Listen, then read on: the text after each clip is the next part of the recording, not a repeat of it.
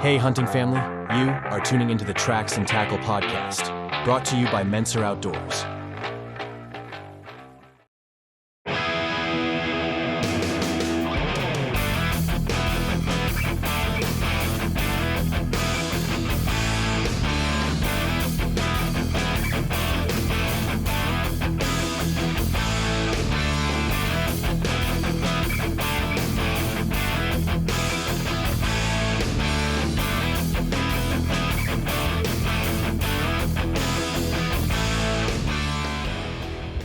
What is up, hunting family? Welcome back to Tracks and Tackle. And today we have a crucial topic we're going to dive into. We're going to be talking about staying safe around wildlife. With new life all around, encounters with protective mothers and their young can increase this time of year. And to help us navigate these encounters, we're joined by Kris Buchman from 3B Outdoors. Stick around as we discuss real-life incidents and have expert tips on coexisting safely with wildlife. Hey there, hunting family. Need a garage door that's reliable as your favorite hunting gear? Look no further than Interstate Garage Doors. Since 1995, Interstate Garage Doors has been the trusted choice for top-notch garage door services in South Central PA, Hagerstown, Maryland, and Martinsburg, West Virginia. Family and veteran-owned, they handle it all, from residential and commercial doors to agriculture needs. Their expert technicians install industry-leading brands and provide repairs for any make or model. Ready for a smoother, safer garage door experience? Head over to igdoors.com or call 717-263-3150 today. And don't forget to tell them the boys from Tracks and Tackle sent you.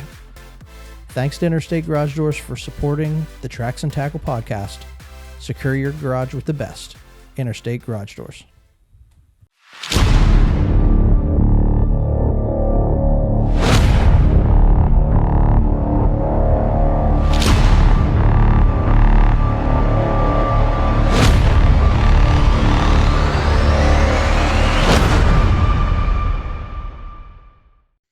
Hey there, hunting family. Welcome back to another exciting episode of Tracks and Tackle. I'm the Arrow Eagle. Got the Hollywood horse Brady with me, and special guest on our show tonight, Kris Buchman from 3B Outdoors, coming back to hang with us a little bit. Yeah, man. Yeah, this is the podcast where we dive into all things hunting, fishing, great outdoors, and thrilled to have you guys with us today. You know, as the days get longer, the weather warms up. We're all eager to spend more time outside and enjoy nature's beauty. That's what we're all about. But with the arrival of spring and the birth of new wildlife, here's the topic we're going to cover tonight. We want to address, it might not always be at the forefront of our minds. And we're going to be talking about animal attacks. And we're going to cover a couple of stories where, animals interacting with humans. And while it's not common for them to attack humans, encounters can become more frequent this time of year. Often these incidents happen when a mother's protecting her young, and it's crucial to understand the dynamics of these encounters and how to stay safe while still enjoying the outdoors. So today we're going to be hanging out together. We welcome you, Kris, to the show. Thanks for having me, man. Yeah, why don't you just tell everybody a little bit about yourself? I know we've had you on before, and Okay. you represent 3B Outdoors. Yeah. Well, like you said, my name's Kris. I'm pumped to be here, getting stars aligned tonight that I could hang out with you guys. I'm from a group called 3B Outdoors Club. I was on a couple months ago with you. We're a free outdoor community club, social media thing, just about bringing people together, celebrating traditions, bringing old school traditions together, and we're just about hanging out and doing stuff like this, man. So I'm pumped that you guys are asking me to be back. Yeah, you're part of the family now. We're in, dude. I need a cool nickname though. Yeah, we got to hang out a little bit more. Yeah, we're working on that to get you your Indian name. I'm in. Sign me up. What's up, Hollywood? To hit the pond here soon with Kris. I know we've been doing a lot of fishing ourselves. Good. But yeah, just that time part is the tough part. But yeah, we're doing good here. Just excited to have Kris here with us and just to sit down, reflect on, the season's changing and these animal attacks we just got to be aware of. Yeah, it's interesting because we don't think about it. I mean, as guys like us that spend a lot of time outdoors, it doesn't happen, right? I mean, you respect nature, and nature provides for us. Um, Nature doesn't disrespect you. If you want to get into a battle with nature, nature's gonna whoop you, right? You aren't gonna win, and I don't care how tough you are. Mm-mm. But yeah, today we're going to talk about animal attacks during late spring, early summer, because it does happen. And we were just looking through a couple of different. We've done like a nature nuggets segment in the past, and this is similar to that, where we pull a couple articles, and the subject matter tonight's going to be a couple of bear attacks that we want to talk about. So I am going to see if I can share my screen. Let me see if I can do this here, if I can present. And I want to take us through this first article. You're going to find this article on Outdoor Life. There we go. You guys see that? Mm-hmm. Yeah. Cool. Yeah, like this caught my eye on social media. This is Outdoor Life. It was posted June 7th by author Dan Collins, and he's writing about a bear killed and ate an elderly woman in her home, and it's the first fatal black bear attack in California's history. So, synopsis of this article really is. It touches on a lot of the different the game commission and the state sheriff. They found this woman. She was deceased in her home, and I'll read some of this, and then we can get everybody's thoughts on this, right? But eventually they did a welfare check on this woman. She hadn't been heard from for a while, and they found evidence of a bear break-in. And at first they thought maybe she had died of natural causes. But the bear had broken in after the fact and pretty much, started to feed on her. So a little bit gruesome. I know we're a family show, but let me just touch on this a little bit, and then we can dive into some of the commentary or get your take on these things. It took more than 6 months for state game agencies to conclusively rule the victim had died due to injuries sustained in the attack rather than natural causes. And I think that was part of the question that they had. More than 6 months after the death of an elderly woman, California officials are finally shedding some light on what they say is the first confirmed fatal black bear attack in state history. November is when the attack took place in Downeyville. It involved a 71-year-old Patrice Miller. She was mauled to death in her own home, according to California Department of Fish and Wildlife. The bear fed on the victim, which ultimately led to confusion around how the woman died. For months, the officials thought that the woman had died of natural causes instead of injuries sustained during the attack. Let me cover like one or two more of these paragraphs, and then we can talk about this. Although the bear was eventually trapped and euthanized, new details reveal a pattern of miscommunication between law enforcement locally, state wildlife officials. For example, it was immediately clear that the CDFW had euthanized the correct. It was not immediately clear whether they had euthanized the correct bear until late May, even though a bear was euthanized in November. Right, so there was some confusion on did we get the right bear. The sheriff also pointed out that there are bureaucratic problems, he said, prevented law enforcement officers from dealing with the killer bear as soon as possible. Upon showing up immediately, the deputies saw evidence of bear intrusion. Door was broken, bear scat on the porch. They were referring to a welfare check at Miller's home on November 8th. At that point, they explained Miller hadn't been seen in a few days. It appeared the bear had probably been there several days and had been feeding on her remains. The coroner's initial report said that Miller had been mauled posthumously, according to the Mountain Messenger, and the SCSO's press release at the time, which was shared to Facebook on November 14th, said officials believed she was already dead when the bear was drawn to the house by the scent of the other factors, we'll just say, right? So, long story short, I'll try to paraphrase the rest of this, but bears were constantly trying to get into the house. There's a history of this from Mrs. Miller's daughter. She had to physically hit one and keep it from entering the home. The daughter said, the sheriff's report that was filed after the attack said that a bear her mother named Big Bastard was a frequent visitor to the residence. And there's a lot of bear attractants, like cat food she'd been putting on her front porch, and it might help explain why they were hesitant to rule the 71-year-old woman's death as a result of the bear attack. It seemed consistent with that a human conditioned bear simply found her body. But long story short, they ruled this down. And without going into the rest of the article, they euthanized the bear.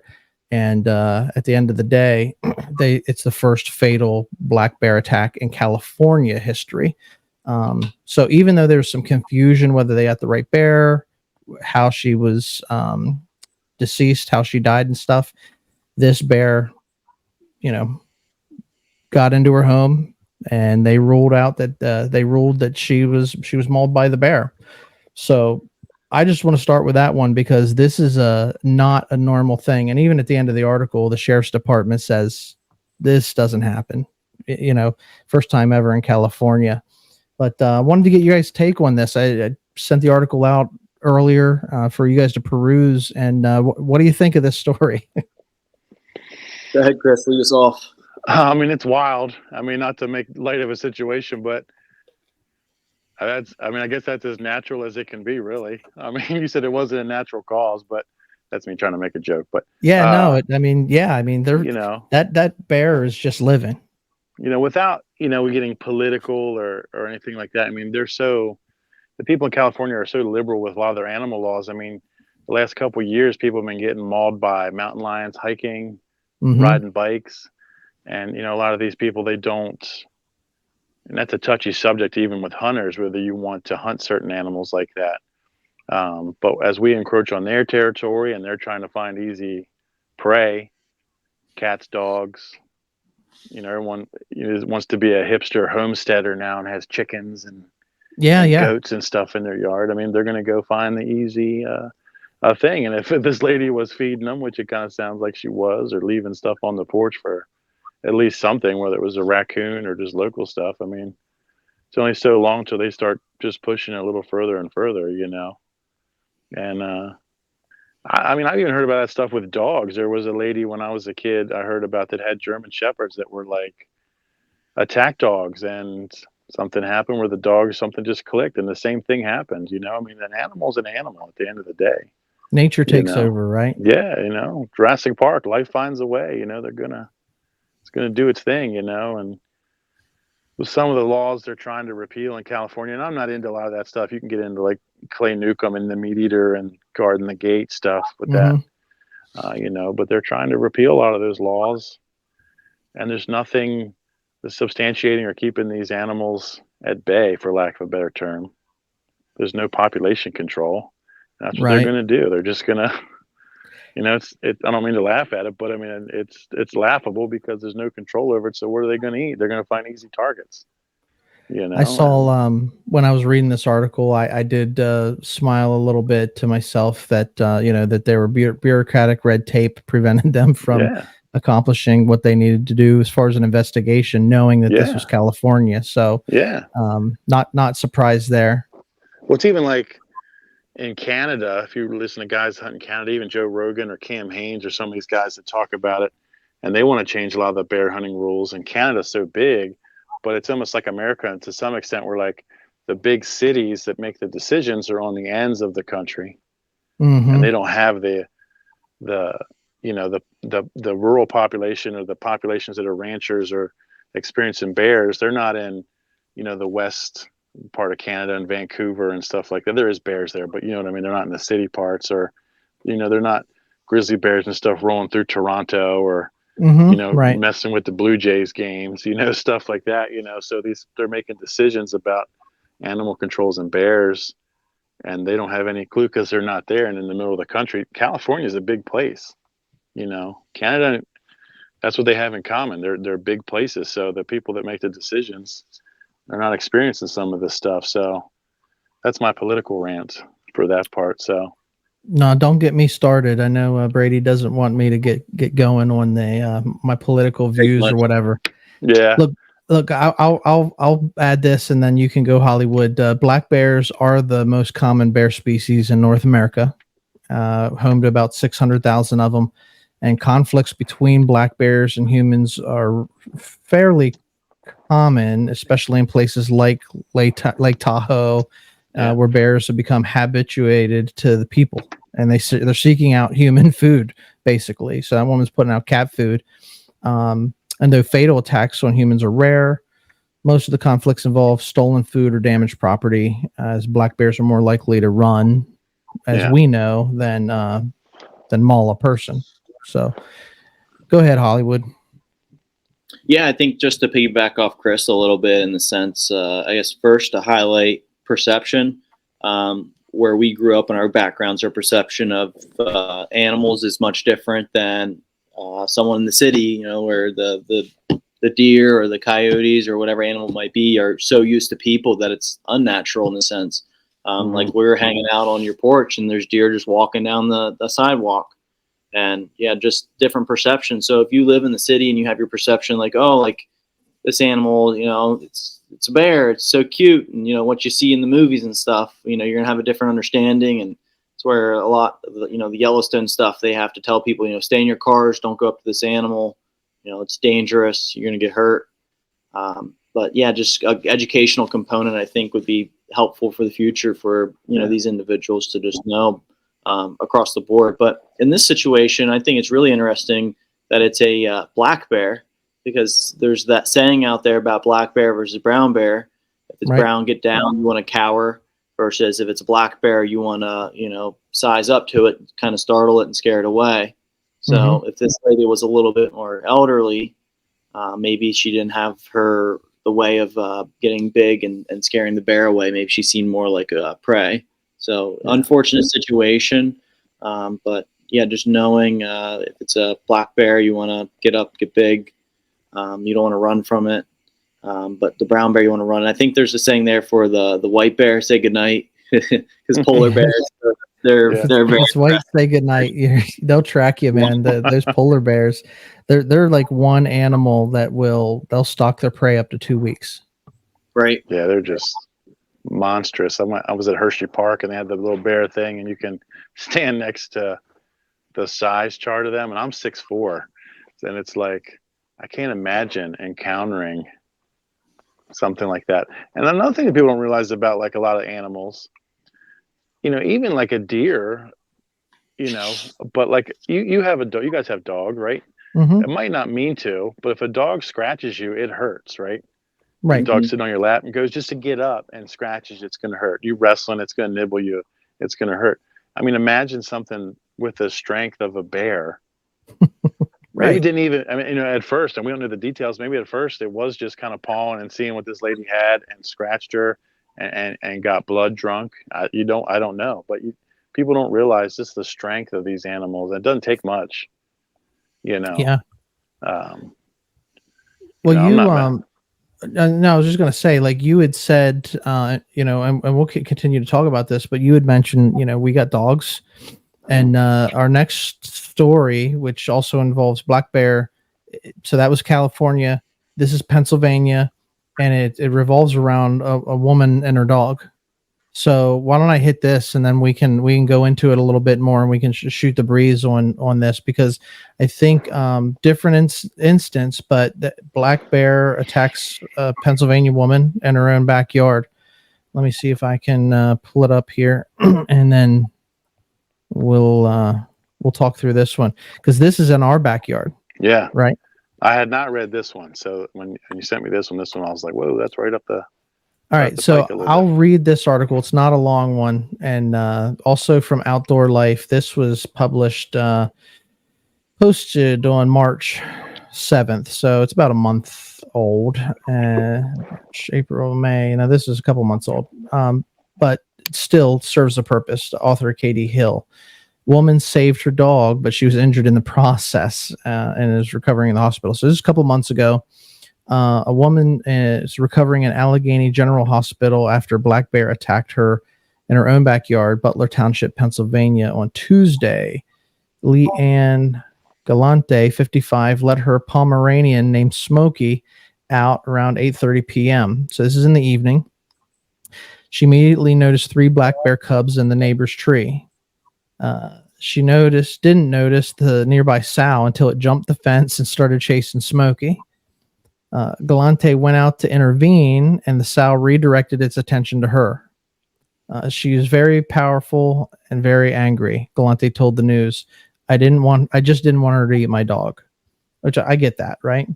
Smokey got away from the sow, which came up behind Galante, pushed her down. Galante hit her face on the cement, breaking her nose with other facial bones.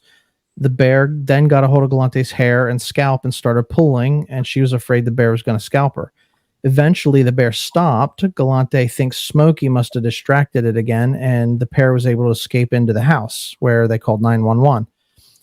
Galante was taken to the hospital, where her injuries were deemed non-life-threatening. She was transferred to Allegheny General. She received dozens of staples back of her head, was treated for a broken nose, as well as puncture wounds, scratches, and scrapes. She has a fair amount of puncture wounds on the back of her neck, on her arm itself, and pretty significant tears and lacerations across the scalp, said the trauma surgeon. And she has also several broken bones in her nose and face. Pennsylvania Game Commission officers responded to the scene, spotted the sow and 3 cubs in a nearby tree. They also noticed bird feeders in the area, though it's unclear if the feeders were in Galante's backyard. Officers euthanized the sow after it became aggressive towards them. They also tranquilized the cubs and took them to an undisclosed facility, and the cubs were later released in state game lands in Pine Grove Township on Thursday morning. Violent black bear encounters are rare. When they do occur, they usually involve sows protecting cubs or bears exhibiting food aggression, an unfortunate byproduct of human habituation, often seen in suburban black bear populations. Pennsylvania's black bear numbers have surged to an estimated 18,000 bears statewide, according to the Pennsylvania Game Commission. The Pennsylvania Black Bear Harvest Dashboard shows that hunters harvested 3,171 bears during the 22-23 season, the second lowest harvest since the 13-14 season, 2013 to 2014. Smokey was the only one to make it out of the encounter unscathed, and Galante is healing up, hopefully in time to go back to. Well, she's got a trip to Italy. She said, hopefully, she's a trooper. So the little Pomeranian caused a little bit of a rustle, and this is the thing: like, you don't get between mama and her babies, right? So, what are your thoughts on this one?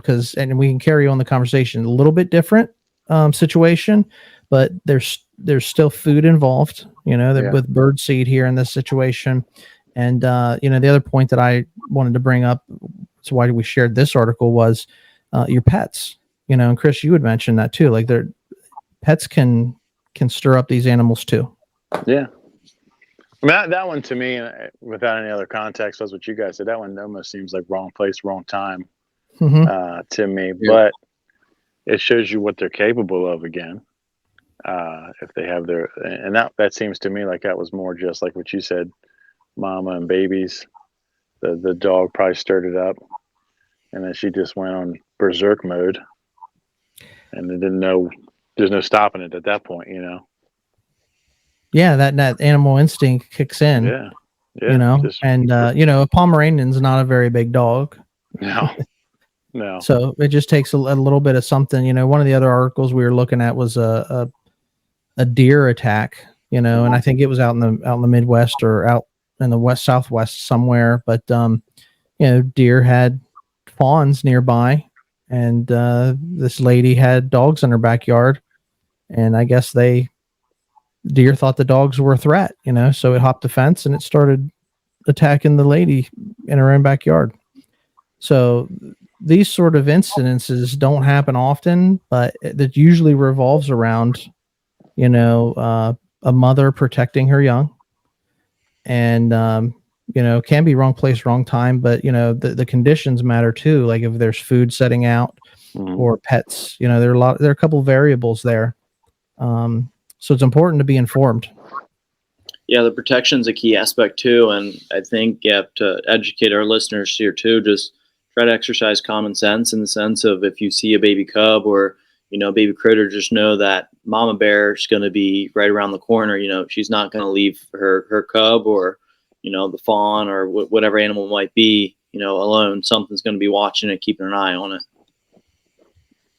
Yeah, they're nothing to mess with. I mean, it amazes me, just not these stories, but just like what you said about Yellowstone, just the amount of people that get hurt by just not realizing what they're messing with or trying to get a picture with. It doesn't make any sense to me. I mean, I guess because we grew up with it, maybe we kind of get an idea, but. Well, we were taught a little bit of common sense because we're outdoorsmen, and probably anybody listening to this show, like this is common sense to them too. But like I was just, one of our episodes a week or so ago, we were talking about a trip I took down to Tennessee to the Smoky Mountains. Areas known for a lot of black bear population, right? We're driving the car through a state park. We see a bear cub. Everybody wants to get a picture of that bear cub. That cub was not more than a year. It was under a year old, so I didn't see mama anywhere, but I knew, it was old enough to be wandering, but I knew she wasn't far, so we have that background because we grew up and we were taught these things, but I don't know how many tourists were in the area. It was very busy, very public area. And all it takes is one knucklehead that doesn't know right from wrong to, set out food or whatever. And you can get into a dicey situation. Yeah. And it's crazy. And I'm not like, obviously as just a hunter and just, someone that grew up on farms and stuff. I'm not like pro animal rights. Right. In that aspect, that's hard to say. You guys know what I mean when I say that, but yep. And then they go and euthanize these bears sometimes, like the one that attacked that old lady. And it's unfortunate. There's no easy way. It's unfortunate. Yeah, there's no easy way to say that. I mean, the wrong place, wrong time was the lady feeding it. This bear now is killed because of a dumb human mistake, and that's how I view that. Yeah, I felt that way about this article. Honestly, I know the Game Commission went out. I know it said that she got aggressive towards them, and that's what happens. I mean, if it were you or me and a bear got aggressive towards us, we'd probably put it down too, I guess, in the moment. Yeah. But, sitting here on the sideline saying, man, that is really unfortunate because, there you got those two cubs growing up without their mama. Yeah. Yeah, it's just some of these scenarios are just sad, and I'm definitely about, people first, but you get into a situation where it's like, this didn't even need to happen, and it's frustrating. And then it almost, even though you get animal rights people that want to protect the animals, when the animal does get euthanized, then they're proving a point for what they're trying to prove. Right. With certain aspects, if that makes sense, what I'm trying to say. And then it's like just this vicious circle then of no one wins. I don't think anyone wins in that situation. We're all about conservation, and I think that's why we brought up the topic today, right? Mm-hmm. If you're informed, you can prevent these sort of things from happening. Even just at the time of year it is, it's summertime right now. Be aware that you got young animals in the forest. You're outside, it's summertime, kids are off school, you want to be outdoors. We encourage people being outdoors, but you need to learn about wildlife in your area or an area that you plan to visit. You need to understand what season it is and consider animal behavior. And this is a public service message from Tracks and Tackle, right? Yeah, PSA, let's get it done. Now you know. The more you know, yeah. After school special. That one's half the battle. Knowing is half the battle. He said it. He did it. He said it. Are you old enough to know about G.I. Joe? I loosely played with them, and I loosely remember an episode or two, but that expression I had to learn from Arrow Eagle. Okay. All right. We're passing knowledge down. We're passing knowledge around. Knowing is half the battle, without a doubt. Yeah. So, I mean, from my perspective, look, we are conservationists, and we want to respect wildlife. We want to respect the land we hunt on or we fish on. So, when it comes to animals, I'm not going out there trying to feed them. I'm not trying to pet them. But we know that. But it's really just being aware of your surroundings and having some common sense. I know, Brady, you were talking about, the difference with bear and black bears particularly, remain calm. If you encounter a black bear, they're not going to approach you unless their young's around for the most part, or they're aggressive for food. They're going to go running the other way. But if you get into a standoff, you just back away. You don't turn your back to them. You try to get big, you back away. Make noise. And, yeah, you make noise and you try to loud, seem larger than life. And I know you in real life. You are larger than life. I made a logistical mistake. I'm in my basement right now, okay?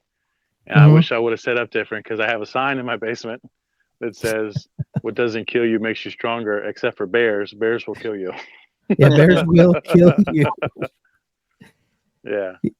No doubt. So, I mean, other thoughts on things. I mean, look, the basic takeaways here are, like I said, stay informed, respect wildlife, understand your surroundings, appear large if you encounter them.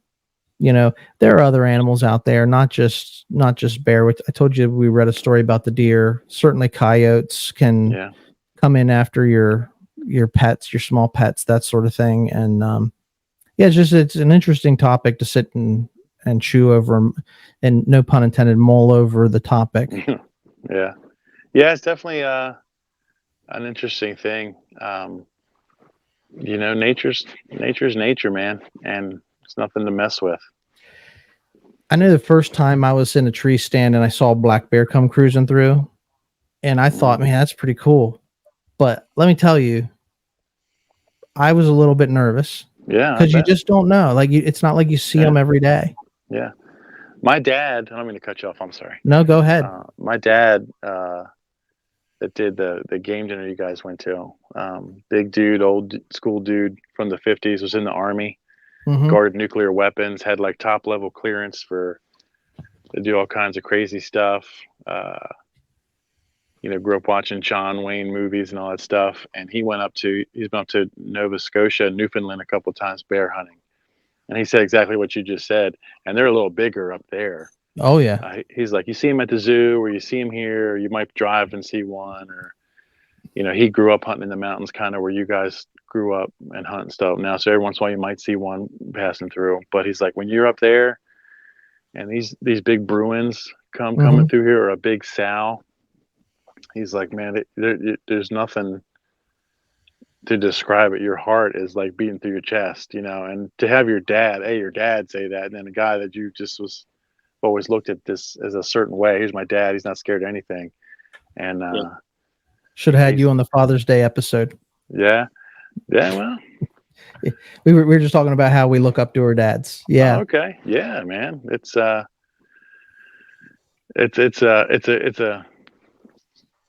unexplainable thing for me, with my dad.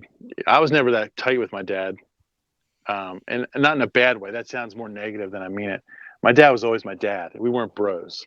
We hunted, and he taught us how to work and stuff like that. So that's, I could go on for a long time with that, but just the invaluable lessons for my dad about how to be a man and how to conduct yourself. And then to bring it full circle, we're talking about the bears and being scared and stuff like that. We grew up saying cowboys don't cry. You don't show that type of stuff, And it's real to have a healthy respect of the predator-prey relationship.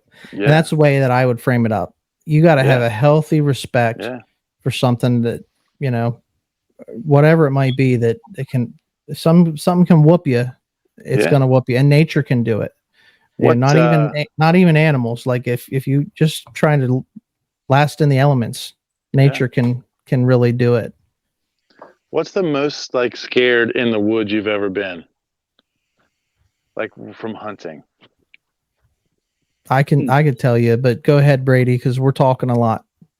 I don't know. There's a good bit where I almost think I'm falling out of the tree stand, but I don't know. That's a good one to say. I had a bear encounter when I was a kid, and almost kind of similar to what we're highlighting here in the sense of, oh, there's a bear, that's cool, but as it got closer, the unknowing, knowing what to do. And this was during like a youth hunt. So my dad was there, and like, I think we were eating our sandwiches, and then it just kept getting closer. And then he finally stood up and whistled, and it went away. And then it was like, okay, we're in the clear. But, not knowing, like, if he would have stood up and whistled, if it would have, charged at us, like, I would have britches to clean, and I don't know what would have been if that thing charged. We probably would have had to put it down for our safety. But just the not knowing is the scary part.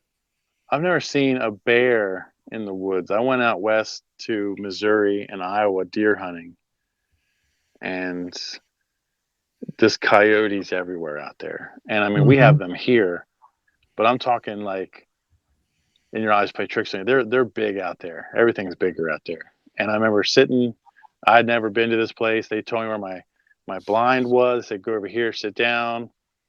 It was rifle season. I got my rifle across my lap, but I had a 45 in my backpack. Why? I don't know. I just took it with me. And I remember sitting there, and I'm, doing my thing, and all of a sudden these coyotes all around me just start howling like it's Transylvania. And theory. I'm telling you what, I'm up against this tree, and I got the pistol in my hand, and I'm like looking around, and stuff like that. So I can give you probably two stories. All right. One is related to coyotes, and I may have shared it before, but I was hunting in Ohio. And to get to my tree stand, you had to cross about 800. I gotta take a pee break with my little one. Hold on, I'll be right back. Yeah, go ahead, take them. Take care keep of. Talking, I can hear you. Take care of the family. So, what I was saying was, I was hunting in Ohio. You got to cross this field, so you park at one end of the field. You couldn't get any closer because the tree stand was on the edge of the field, right in a wooded lot. And so, let me see if I can get a mute on him. So there we go.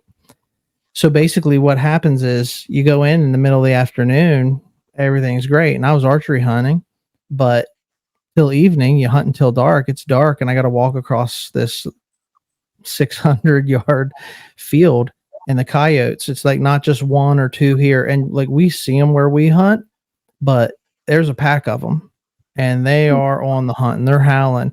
And it's eerie walking across that field to get back to your truck in the dark, knowing you're vulnerable, knowing you're just carrying your bow. I wasn't carrying a side piece.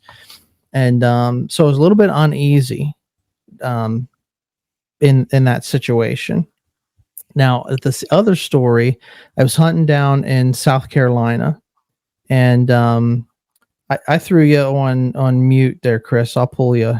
I'll unmute you here. So the other story, I was hunting in South Carolina. This was a guided hunt, and so they would take you out and they would place you. And but most of them we were hunting crop fields and wooded lots and stuff. But there was this one spot they had that they called the swamp, and I went in and they put me in a tree stand in the swamp. Now, I grew up on a pig farm. We raised swine, and I knew what farm swine, how that functioned, but I never really was around wild boar like they have down south.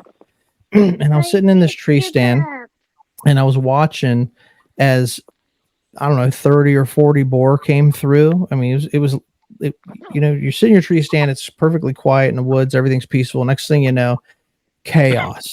And they're just mowing everything down as they go through. They just mowed everything down. And I thought, man, they destroyed everything in their path. And it was pretty violent. And so I watched that in awe and appreciation for them. And that was an evening hunt. So like the next day, they take me back to the swamp. And I'm like, we're going to put me in that tree stand again. And they put me, like, literally, it was a sawhorse on the ground with a camouflage, netting in front of it, and a plastic lawn chair. And they said, sit here. Yeah. And Okay. so I was thinking, all right, it's dark. I'm in the swamp. There are gators and there are these hogs. And I did not fare well on that hunt. My mind was not in the right place on that day. So after what I had witnessed the day before. So I'd say there was probably two stories from me where I felt a little bit uneasy. That's a good one. So how about yourself? Like I said, the coyote thing.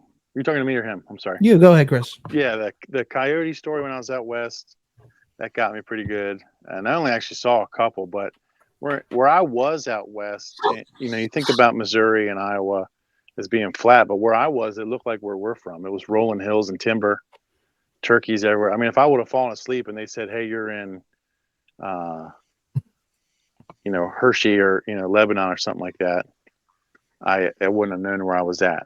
I Right. wouldn't have thought any different of it. So these hollows and valleys and stuff like that, or echoey, and they were just rolling through there. That was really cool.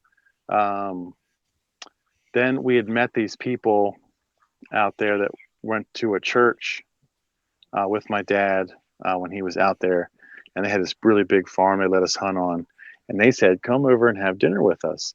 And where we were, even though it looks like this, it's not people out there. You might drive 4 or 5 miles before you see another family or another house. So we were up on this really kind of, I don't want to say run down, but just typical Midwest farmhouse. And this lady's like, "Come on in, we're going to have dinner." And I'm looking around and I'm like, I text my wife and I'm like, "I don't know if you're going to get this, but if I die, this is where I'm at. These people have killed me." And We watch too many movies, right? Oh man, but that's what it looked like. It was just, I mean, and talk about like, you guys have been in the woods and stuff. Talk about dark. I mean, out there's no light pollution where we were. I mean, there's no Walmarts where we were. There was Dollar Generals Sure, the everywhere, stars like the jokes. Yeah, just it was, and that was actually funny too because where we were, there was a lot of Amish for whatever reason, and it was dark, and I mean, deer. You wouldn't believe the deer that were out there, and with the weather didn't cooperate for us to harvest any, but yeah, it was a cool time, and I got my blood pumping a couple times. And those coyotes start howling around you. Well, that was it. I mean, that makes the hair on your arms stand up. You know, when you know that, like I said, something out there can probably take you. And we're tough, right? We're as men, we try to be tough, and for the most part, we are pretty solid. But I think my dad had a bobcat take his lunch out there. He went out a couple days before us. And he was like, he heard some rustling below him, and he said a bobcat came up and just tried to snatch his lunch, whatever it was. Different world there, man. So we went hunting for a week. We were archery hunting last year, and I had this nice spot where the animals were moving through. And early in the week, I took a deer, and so probably, I don't know, what do you say, 45 yards, 50 yards from the tree, had a gut pile. But we had a week to hunt, and I'm sitting in, you give it a day or two, but we don't have that much land. And so I'm back up in that tree later in the week, and I had a bobcat come in. They clean, like the coyotes and everything, they clean that pile up like nobody's business. After a day or two, it was gone for real. But we had a bobcat come in, and I got probably 6 to 10 minutes of video of this thing walking around my tree. Probably came within 10, 15 yards of the base of the tree I was in. And it wasn't a small bobcat. I mean, it was probably as big as my Australian Shepherd is. Wow. Beautiful markings, amazing, beautiful creature. But it's just like with the bear, going back to the bear conversation, you got to have a healthy respect for animals and their habitat, so I wasn't moving. Yeah, you're in their world at that point, all jokes aside. And that's it. You're in their neighborhood. Yeah, there's boundaries, and having that respect, and just knowing that it's just more, the less human involvement there is in nature, the better that nature's going to be. Yeah, the guy that started a 3B with me, Lee, he went up to Massachusetts recently on an eider hunt, type of sea duck hunt up there, and in between them shooting. And they're in what's called layout boats. So they're like floating in these like level with the water boats. And they're hunting from the shore a couple times. Big seals would come up and take the ducks. Jeez. And he's like, same big. thing. Seals get big too, yeah. And it's the same thing like we just said. They look cute, whatever, like that, until you see one swimming through the water with a bloody whatever you just got or whatever. And he had some funny stories about that. But yeah, I mean, you're in their world, and it's a violence. It's a violent sport. You know, we want to see conservation efforts. We want to see animals thrive, healthy population numbers. You know, we hunt for the meat. We utilize the meat. We don't want to see, I don't want to see deer starving in the wintertime because they're overpopulated or anything like that, you know? So there's a lot to it. And I think most outdoorsmen understand that. But I just say, you got to educate yourself, take measures, keep your pets leashed, prevent them from provoking animals when you're out this summer. If you're going camping, doing that sort of stuff, camp safely, away from trails, game trails, like look for that sort of thing. Pack up your food, seal your food and that sort of stuff. If you don't want to be camping in a berry patch or something like that, where you're in a food source. That sort of stuff, scents attract wildlife. And I'd say I'd wrap the episode by just encouraging people. There are a lot of like parks and wildlife organizations out there that do programs that teach you about wildlife. And if you're not educated, educate yourself. A lot of them are free. So just Pennsylvania's got some really cool stuff that's free. My oldest son just took hunter safety totally online on a tablet. It was really cool. It was very user friendly. I don't want to say it was like a game, but it was like interactive. A game where it was stuff like that. A lot of ecological, biological stuff on there. I mean, harder than I remember when we took it. I mean, it was like biodiversity based on this, same stuff we're talking about, the ecology of this and habitat displacement, this area over this area. I mean, stuff he had to learn like that. But they offer that. My point of saying all that, it was we took it on to tablet. It was $50. He passed it on the first test, but you could take the test as many times as you want. And it had just registering through this, there was so much additional information through Pennsylvania, through links to different stuff like that. Pennsylvania offers free waterfowl classes to teach you how to do it. Your local places, your local lakes offer all kinds of free stuff. All of them have nature centers that'll do free talks for kids and animal identification, stuff like that. So, you're hunting money as much as some of us kind of gripe and complain about license fees and prices. Pennsylvania is one of the places that kind of goes to they put good use to, at least in our area. You can get good use out. Maryland's the same way. Maryland has a lot of resources. I hunt a lot in Maryland, educational resources that are free out there. So educate yourselves, like you said. It's a great thing to have. Well, I mean, I think that's it. The biggest thing is understanding the area that you're in, understanding the wildlife, understanding the season that you're in. And, we don't share these stories are one-offs, probably. Doesn't happen often. I can't stress that to people that are listening. But at the end of the day, it can happen. And so you always want to be prepared. Just like when you go out in the woods, they teach the Boy Scouts, Boy Scouts always prepared. Like, have your head on a swivel, pay attention to the lay of the land, know what season it is, and know the feedback, the animals that you got around there. What's going on, partner? Hi, Dash. Wave. We're going fishing tomorrow, aren't we? He just turned 3. He got a new fishing rod. All right. Sweet. Well, put it to use. Put it to use. Go out, catch some fish. Hanging out with Dad on a Friday night. In the Tracks and Tackle group. Yeah. Can't beat it now, dude. Well, Kris, listen, man, I appreciate you being with us tonight. We're going to we'll do it more often. It's always good to have like a third party on here to, my opinion and Brady's opinion's good, but to get a third voice is nice. So I hear maybe you, we can do it more often. Yeah. I'm in anytime, man. I appreciate it again. Hollywood, you've had a long day, man. Looks like you're sucking for some wind there. So I'm doing some yawning. I'm sitting in those chairs now. All right, brother. What any parting words from you? No, this is great. Like I said, I think we can be more attentive. We can get out with Kris here, hit the fishing pond sometime, or get out in the water. It'd be fun to just hang out in person a little bit more and get to know each other better and Yeah. have some stories together. I may have an opening for our pheasant hunt this year. I'll talk about that with you guys after that, but I'd like to get you guys down and try to do that with us. Yeah, that'd be cool. Get you guys on some waterfowl with us. So. Yeah, definitely love to do some waterfowl later this year, and this summer. I'm still not opposed to doing that video hunt with archery braid. So, yeah. Good way to go. Okay, guys. Well, check it out. Appreciate you guys tuning into Tracks and Tackle. Find us on social media. You can find us at Menser Outdoors on YouTube or Tracks and Tackle. Check out our content. Give us a like. Give us a subscribe. Leave a positive comment. We want feedback from our listeners, and we're just having fun sharing this type of information. If you got an episode or a subject that you want us to talk about, drop us a comment. Let us know.